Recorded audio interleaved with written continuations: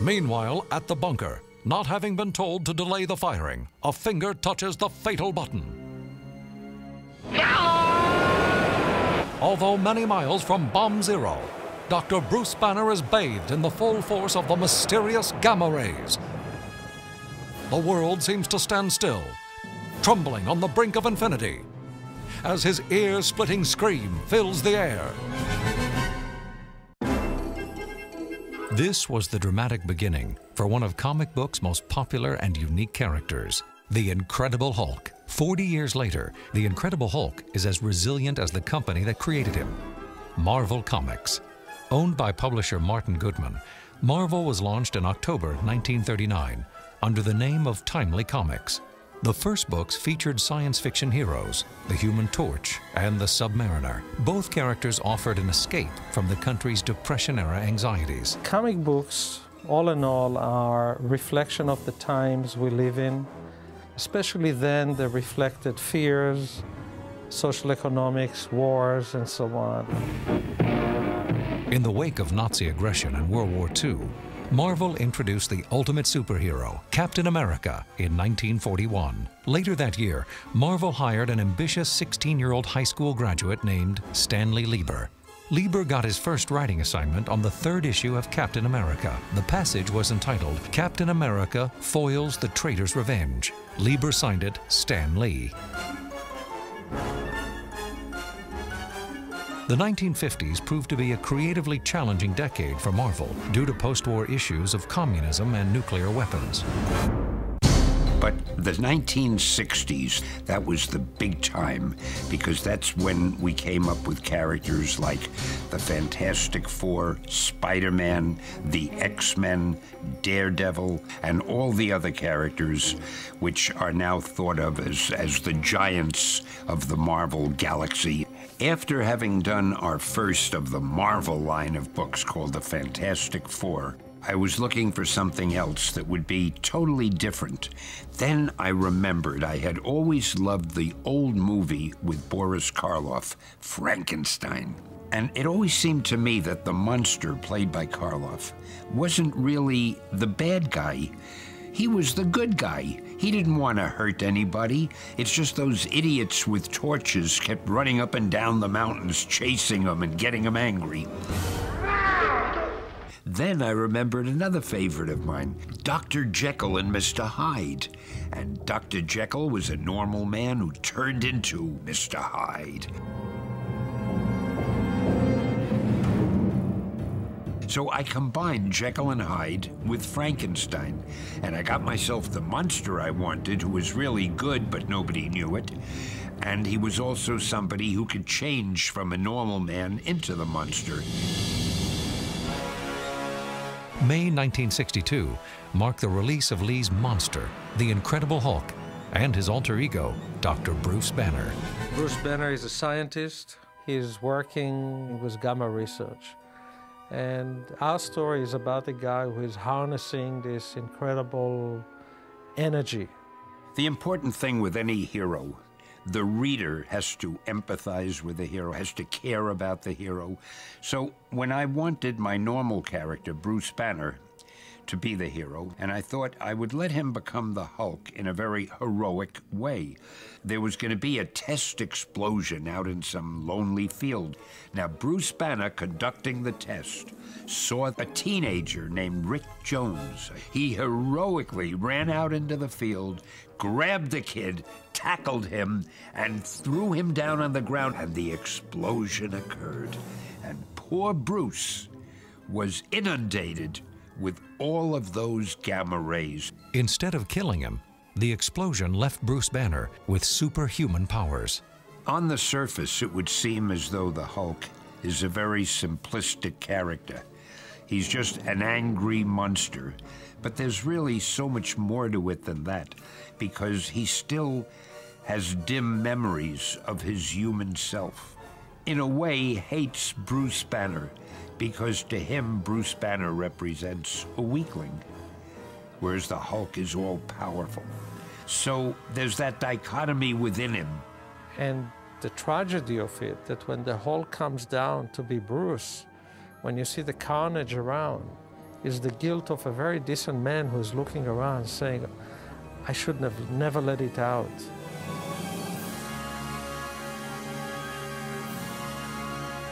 Stan Lee had developed a complex character in every way, from his behavior to his appearance. Well, my first choice was Gray, because he was a monster, he's supposed to be scary, and I figured gray is kind of a scary color. But there was a problem. When the book was printed, the printer was having trouble keeping the color consistent. So I decided in my infinite wisdom, I'll change his color. And I looked around and tried to think what color is no superhero wearing at that time, and I figured green. Nobody was green that I knew of. So I said, okay, let's color him green. It was as casual as that. After 6 issues, the Incredible Hulk began to appear in other books, such as the Fantastic Four and Tales to Astonish. As the Incredible Hulk continued to develop a loyal following, Marvel continued to exploit his various personality traits. I stopped writing the Hulk after the first 20 issues. Now, after that, many other writers and artists did the strip. So over the years, the Hulk has changed. In some stories, he suddenly became very intelligent. You know, when I had done him, he could hardly speak. So he's been done in every way you could imagine. Dr. Bruce Banner, belted by gamma rays, turns into the Hulk. Ain't he on glamour rays? In 1966, the Incredible Hulk found his way to television as one of the stars of the animated series, The Marvel Superheroes. Ever-loving Hulk! Hulk! Dr. David Banner, physician, scientist, searching for a way to tap into the hidden strengths that all humans have. Then an accidental overdose of gamma radiation alters his body chemistry. When David Banner grows angry or outraged, a startling metamorphosis occurs. Those were the words heard by millions of television viewers who tuned in each week to watch the live-action version of The Incredible Hulk. The primetime series began airing on CBS in 1978 and starred actor Bill Bixby. You wouldn't like me when I'm angry. And bodybuilder Lou Ferrigno as the Incredible Hulk. In this version, Banner's name was changed from Bruce to David. The popular series created an entire new legion of Hulk fans, many who were unaware of the comic book. There's almost nobody anywhere in the world who doesn't remember the Incredible Hulk, played by Lou Ferrigno and Bill Bixby. The thing that people like about the Hulk, the transformation, is he would start to morph into the Hulk, and you'd see his shoulders starting to break through the shirt he was wearing. I can't tell you how people loved that one scene. Men and women, children, they would cheer when that scene would start. As scientifically oriented as I may be, as careful as I am with every scientific fact, I had trouble explaining how his pants stayed on. We cheated. We took the cowardly way out. He was wearing long pants. When he became the Hulk, we made the pants shorter, so his legs would just burst through, and we hoped that too many people wouldn't notice. As in the comic book, the television series looked at Banner's turmoil, his internal rage, and his continuous search for inner peace. It does give him the opportunity to know that he has a way to stop evil and do get involved in situations and just try and be a decent guy. Was always the fear that he may erupt and go over the top.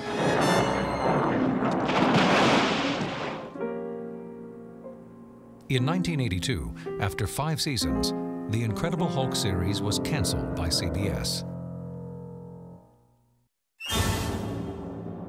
Stan Lee's enduring character had dominated the comics, Saturday morning cartoons, and primetime television. The only medium left to conquer was the big screen.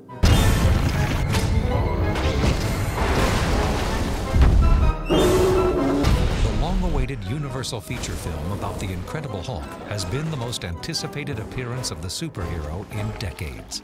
You're gonna have to watch that temper of yours.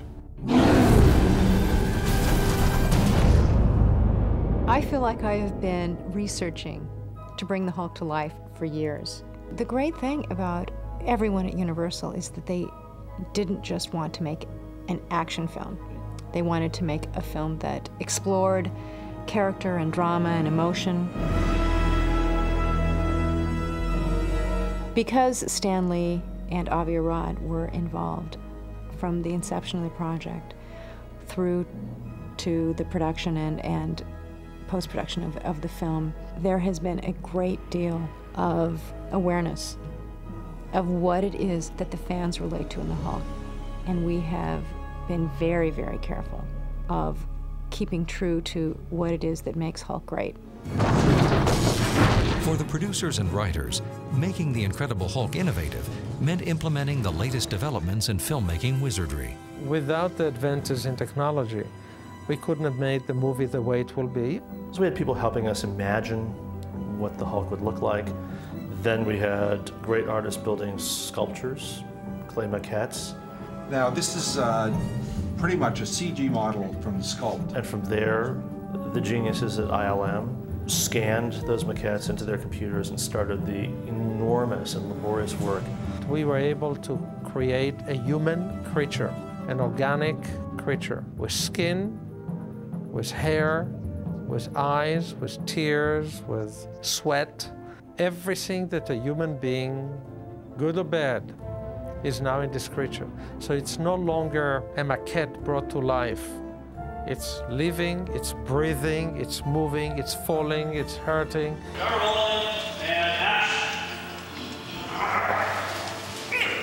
Smile, lift. The merging of the film's technology with the performances of his cast was the challenge for director Ang Lee. I think it's time to bring the sophistication in public entertainment in the computer world. So you can invest your emotion into it, not just watching the creature go crazy, where in the back of your head you know they're CGIs. I want to see if I can break that barrier. And also it's a challenge to me, can I make Bruce Banner and the Hulk as one person? Instead of like the comic or the TV series, they're two actors or two different entities. And Ang Lee was at the top of the list, and he was at the top of the list because of his body of work. He never seems to do the same thing twice. And it's the humanity in every one of his films that really spoke to us. In the film, Lee stays true to the original themes of the Hulk's humanness and Bruce Banner's cutting-edge work in nuclear science. Of course, we're gonna do gamma radiation, but I think Ang wanted something that went a little beyond that. In the 50s, of course, radiation was enough to create everything from, you know, giant ants to, you know, I don't know, murderous cereal flakes or who knows what. It was the explanation that worked no matter what you needed.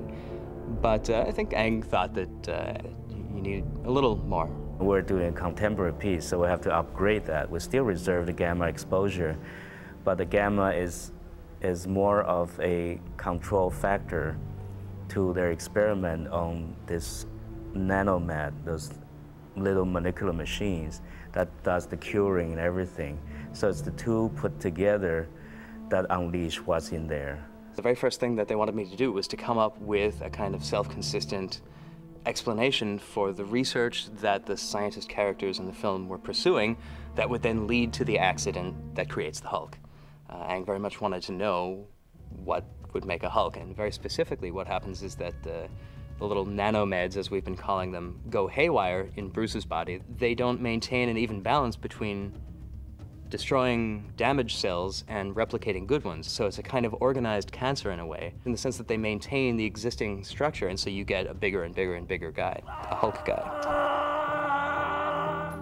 In the film, Ang Lee uses the work of David and Bruce Banner as a metaphor for the difficult relationship between father and son.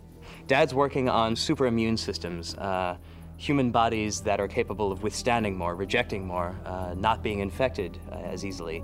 The son is working on the same kind of thing, but with a very modern kind of bent. He's trying to devise these little micromechanical U-boats, really, that are injected into the body and that swim around and repair damaged cells. So I think that kind of collision between those two generations of science is very interesting. The popularity of Stan Lee's complicated character, the Incredible Hulk, is as strong today as it was when it first appeared in 1962. It's one of these characters that you walk in the street, you show someone a picture, say, "What's that?" And they look at it and say, "Hulk." You know that this is a Hulk, and the Hulk is big, as mad, as raging, as everything, is the good guy. And that's great to have this giant, incredible ball of energy that is on the side of right.